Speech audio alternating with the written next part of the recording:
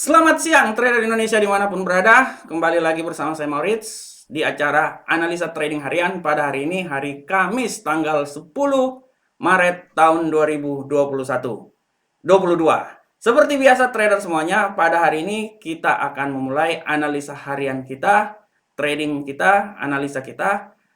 Saya akan membawakan beberapa informasi tentang beberapa pair yang biasanya ditradingkan oleh para trader dimanapun berada. Tapi sebelumnya saya mengucapkan Assalamualaikum warahmatullahi wabarakatuh.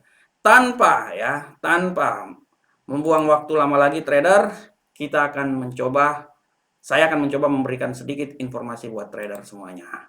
Oke, trader, kita akan mulai seperti biasa.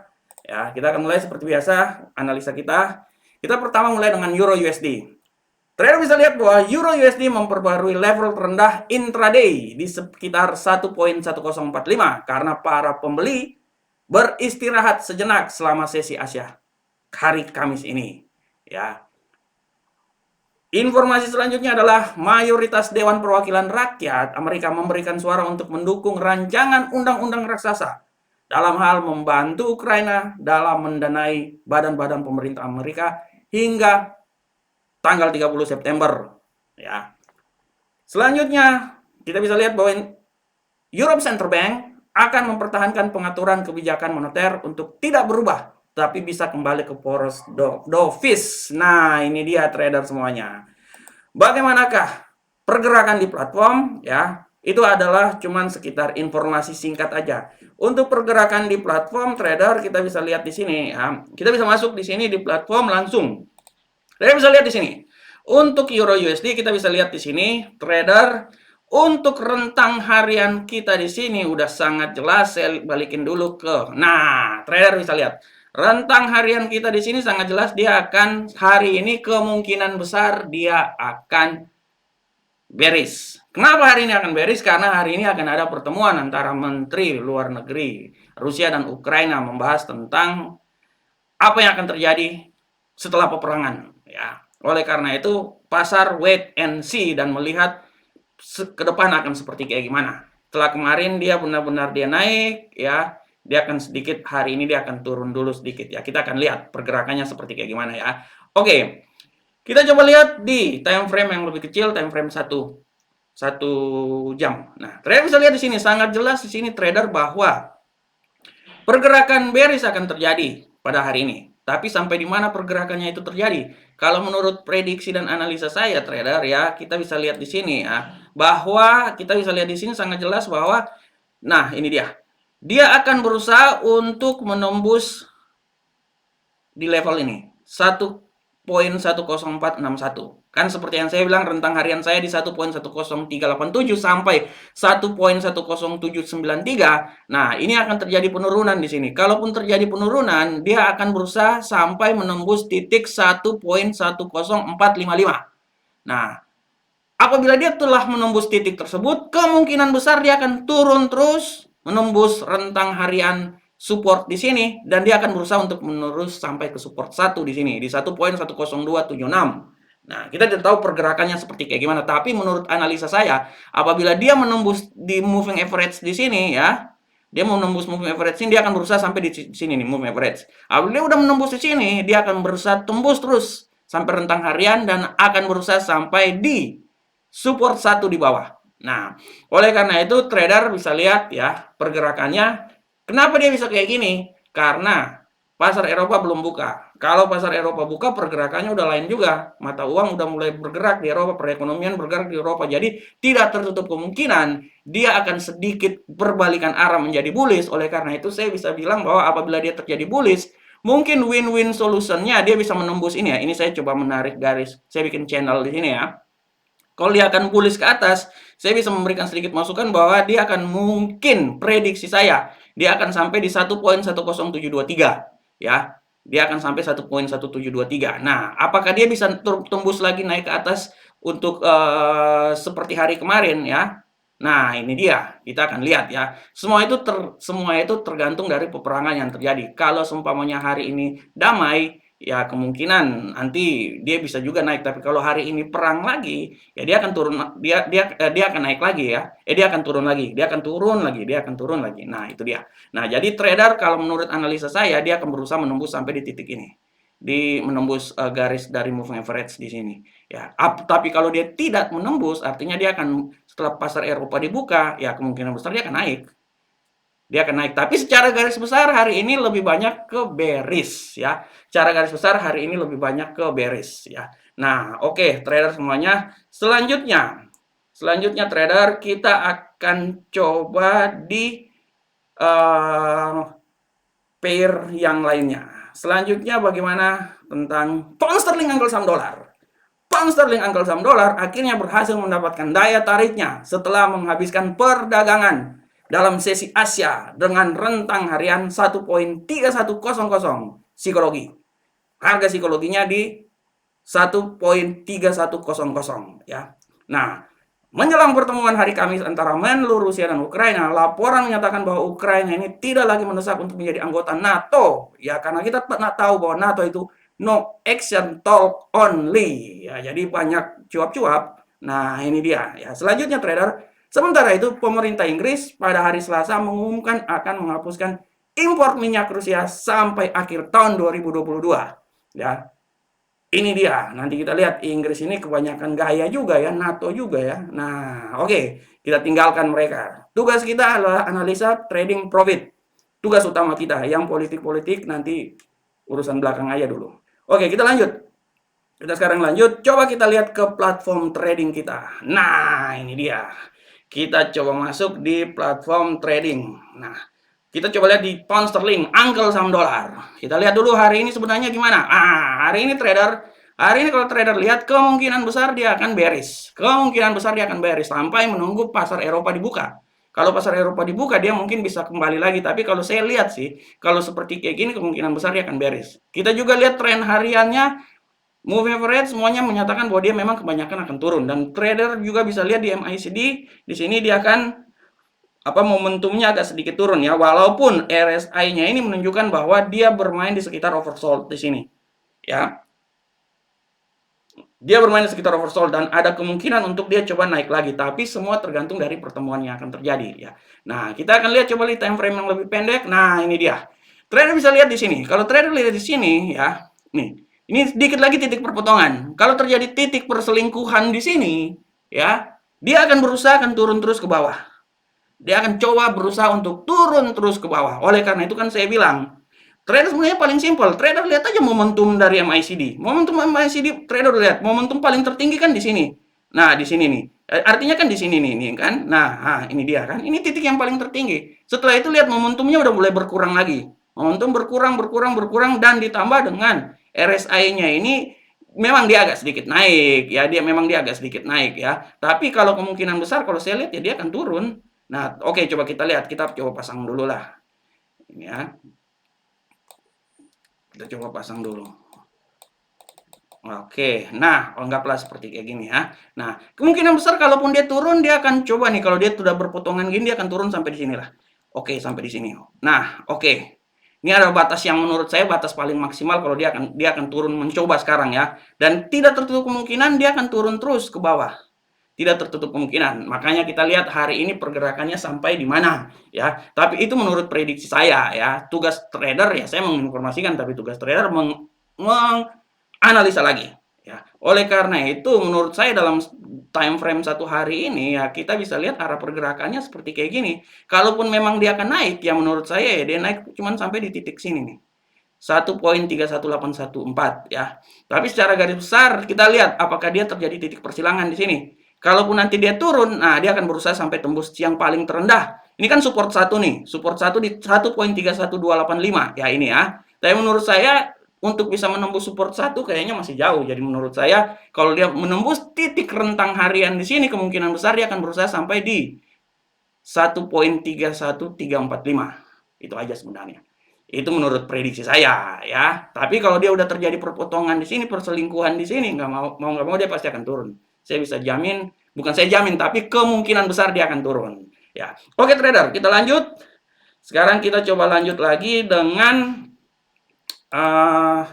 pair-pair lainnya. Gold. Emas mengkonsolidasikan volatilitas pertengahan minggu ini dan bertahan di bawah 2000. Dia terlalu tinggi kemarin itu. Makanya udah saatnya dia akan coba turun. Sudah saatnya dia akan coba turun. Nah, selanjutnya trader kita lihat spot emas turun 3,3% menjadi 1976 per ons. Dia menghentikan rally yang membawanya mendekati puncak tertinggi sepanjang masa bulan Agustus tahun 2020. Bayangkan, 2020 sampai kemarin tinggi banget.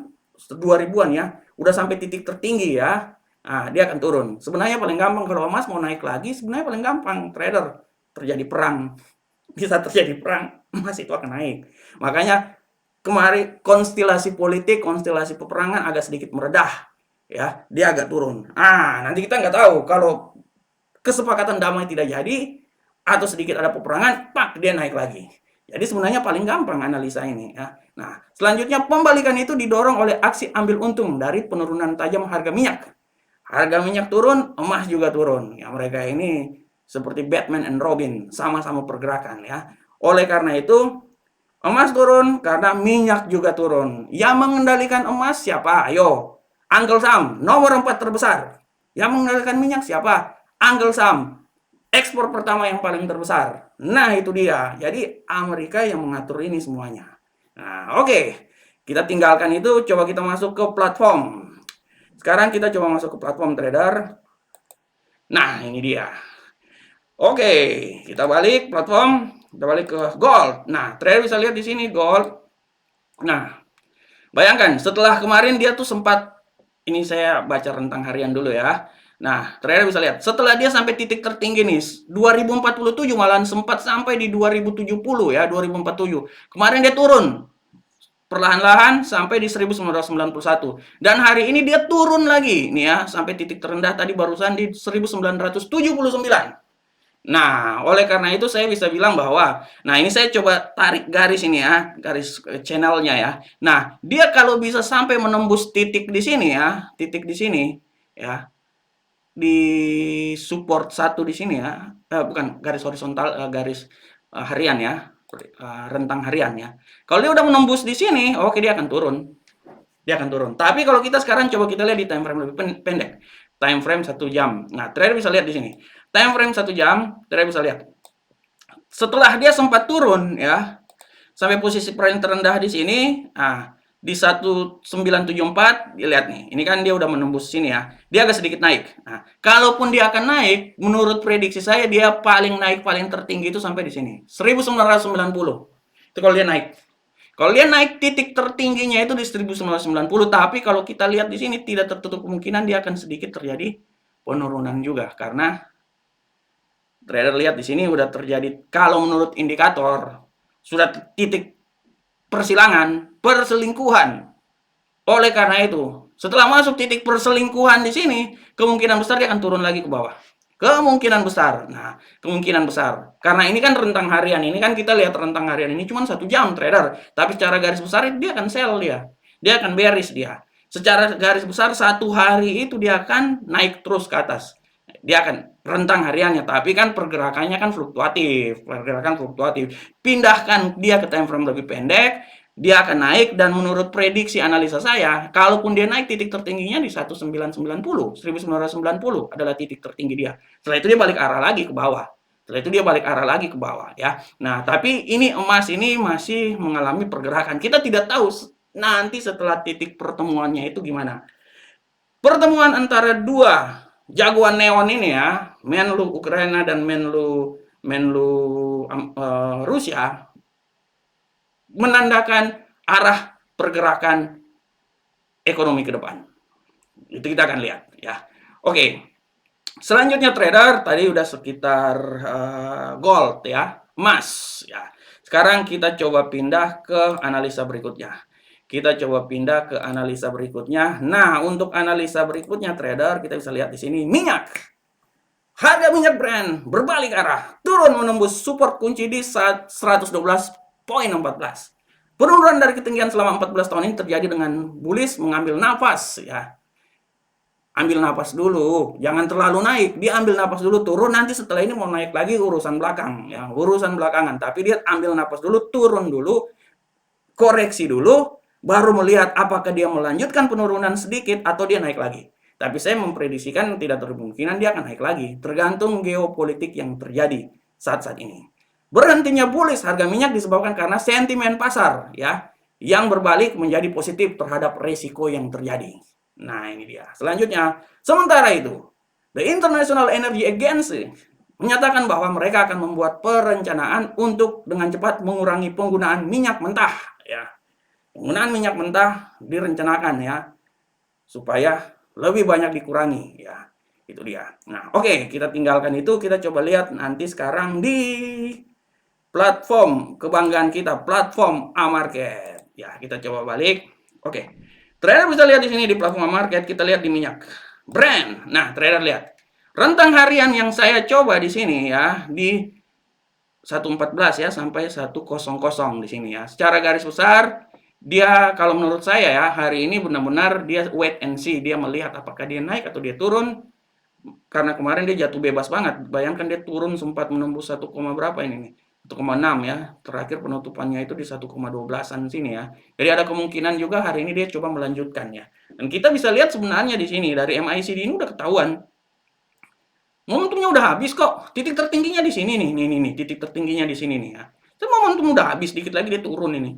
Nah, ditambah lagi RSI dia bermain di sekitar sini aja di overbought. Ya, kemungkinan dia akan turun lagi nih. Kemungkinan besar menurut prediksi saya, ya. Oke, coba kita lihat di time frame lebih kecil. Nah, time frame lebih kecil trader bisa lihat setelah dia sempat jatuh tadi turun, ya. Ini kemarin, ya. Nah, ini dia mulai dari sinilah, ya. Dia turun sedikit, agak sedikit koreksi di sini. Dia koreksi, dia sampai menembus titik melewati rentang harian kita di atas, ya, $114 ya per barrel. Nah, setelah itu dia akan sedikit koreksi dan dia agak turun sedikit, ya. Kalaupun memang dia mau naik, ya mungkin menurut prediksi saya, mungkin dia akan sampai 115, 114, 115 adalah harga-harga yang orang bilang menurut saya itu win-win solution, ya. Win-win solution, ya. Karena kalau saya lihat di sini, ya, dia memang agak sedikit turun di sini, ya. Tapi ini kan pergerakan selama satu jam, ya. Kalau selama 1 hari ya udah ketahuan. Kemungkinan besar dia akan turun malahan kalau 1 hari, ya. Jadi menurut analisa saya di 114, 115 itu adalah harga yang menurut saya harga paling tertinggi, dan dia akan bermain di sekitaran itu aja. Kalaupun memang paling terendah ya mungkin 111, ya. Ya, tapi secara garis besar dia akan bermain di sekitar itu aja. Untuk mau naik lagi menurut prediksi saya semua akan tergantung dari pertemuan yang akan dilaksanakan pada hari ini. Oke, trader. Selanjutnya kita coba lihat. Kita coba masuk dulu di kripto. Bitcoin naik pada hari Kamis ini setelah Presiden Amerika Joe Biden menandatangani perintah eksekutif untuk meninjau pendekatan Amerika Serikat terhadap mata uang kripto. Bahaya. Kalau kripto udah mulai dipegang oleh Amerika, itu artinya kripto udah bisa diatur. Sebelumnya saya setelah memberikan sedikit masukan bahwa kripto ini lama-kelamaan regulasinya itu udah diatur. Pergerakan kripto udah tidak seperti pergerakan seperti zaman dulu, ya. Tidak orang bilang mata uang bebas, ya. Tidak tergantung dari siapapun juga. Tapi sekarang kripto udah mulai tergantung dari rilis-rilis berita ekonomi yang terjadi. Apalagi udah dilihat di sini informasi yang terbaru. Trader bisa lihat di sini informasi terbaru bahwa Bitcoin sudah resmi didekati oleh Amerika. Presiden Amerika udah menandatangani, ya. Artinya kalau udah menandatangani kayak gini ya nggak lama lagi dikontrol. Pergerakan kripto dikontrol supaya pergerakan kripto ini dia tidak terlalu naik atau tidak terlalu turun, ya. Nah, selanjutnya setelah melonjak kemarin sampai 40 lebih 41 kalau nggak salah, ya. Seperti prediksi saya kemarin kan saya bilang kan dia berkisar situ aja 40, ya. Kemarin 37, 38 ya, 39 saya bilang dia berkisar sekitar itu aja. Kripto hari ini mengalami sedikit penurunan menjadi 40.733. Dia turun sebesar 2,16%. Dan kita lihat bahwa campur tangan pemerintah Amerika bertentangan dengan tesis Bitcoin sebagai sistem pembayaran alternatif tanpa keterlibatan pemerintah, ya. Nah, oke, trader, kita bisa lihat bagaimana di platform. Nah, Trader bisa lihat di sini di platform, udah jelas. Saya kan udah bilang kemarin bahwa dia akan naik, titik dia akan berusaha sampai titik 40. Oke. Dia udah melewati, sekarang dia udah sampai ke 42 ya. Oke. Dia akan berusaha menembus titik sekarang dia 39. Dia sedikit turun 39 ya. Kalau menurut prediksi saya dia akan mencoba sedikit naik lagi. Dia akan coba sedikit naik lagi ya. Tapi tetap 40 sampai 42 adalah nilai yang paling pas untuk mata uang ini ya. Nilai yang paling pas untuk mata uang ini hari ini di 39 ya. Bayangkan dia turun. Nah, hari ini dia turun jauh banget nih dari 42 lebih 40 sampai sini 39. Ya, ini mungkin karena kasus kalau menurut prediksi saya ini karena Amerika udah menandatangani Joe Biden udah menandatangani tentang permasalahan kripto, jadi mau tidak mau ya udah dikontrol supaya naiknya jangan terlalu tinggi. Nah, itu dia. Nah, lihat nih kan jatuh bebas kan. Nah, kalau kita lihat di sini RSI-nya sampai di sini udah turun ya. Udah turun. Menurut analisa saya ya dia turunnya ya mungkin sampai titik di sini yang paling terendah nih di sini nih. 38. Kalaupun dia turun 38 adalah nilai yang paling efektif ya. Saya pikir 38 ya. Nanti mungkin minggu-minggu depan dia bisa sampai balik lagi ke 36 ya. Tapi secara garis besar saya bilang, nah 36 di sini 37 ya. Hari ini dia masih berputaran sekitar 38, 38, 37, 38-an lah, 38 sampai 40. 38 sampai 40 ya. Jadi dia untuk bisa naik kembali lagi menjadi 42 seperti kemarin, 41, 42 seperti kemarin, menurut saya masih terlalu jauh dari bayangan kita ya. Oke trader, selanjutnya saya coba memberikan sedikit informasi lagi. Tadi sudah ya, sekarang kita coba masuk ke laporan tentang ekonomi, berita ekonomi. Oke, nah ini dia berita ekonomi. Nah, hari ini berita ekonomi jam 5, pertemuan tingkat tinggi pemimpin Eropa. Jam 7. Nah, selanjutnya, ini harus sangat penting di sini trader. Sangat penting ini kalau udah sampai kayak gini nih ada kemungkinan kekuatan euro makin menguat ya. Tapi setelah itu nanti lihat klaim pengangguran awal. Nah, ini dia. Wah, kalau klaim pengangguran awal sebelumnya 215, sekarang 216 naik, wah bisa tertekan malahan nih dolar Amerika nih. Bisa tertekan ini, malahan ya, bisa tertekan ya. Kita bisa lihat di sini. Nah, trader jadi prinsipnya trader bisa lihat semuanya di sini ya. Oke. Trader jangan lupa untuk tetap melihat fundamental karena fundamental biar gimana pun juga trader, fundamental itu adalah hal yang benar-benar harus dilihat oleh kita karena kita pergerakan kita itu kita boleh tahu teknikal tapi biar gimana fundamental pun juga kita harus tahu karena saya selalu bilang bahwa fundamental itu ibaratnya suatu peperangan sedangkan teknikal itu sebuah pertempuran. Untuk memenangkan peperangan kita harus memenangkan pertempuran ya. Battle-battle kecil memenangkan war yang besar. Dari eskalasi war kita udah tahu bahwa peperangannya pertempurannya seperti kayak gimana. Oleh karena itu tugas seorang trader tetap harus bisa mengetahui juga tentang fundamental, gabungkan fundamental dengan teknikal. Setelah itu prediksi, analisa, dan saya yakin trader akan memperoleh hasil yang maksimal. Oke trader semuanya. Demikianlah analisa trading kita pada hari ini. Saya berharap semoga apa yang saya sajikan ini bermanfaat untuk kita semuanya. Akhir kata, saya mengucapkan Assalamualaikum warahmatullahi wabarakatuh. Sampai ketemu kita di pertemuan berikutnya, analisa trading berikutnya. Salam Profit Indonesia.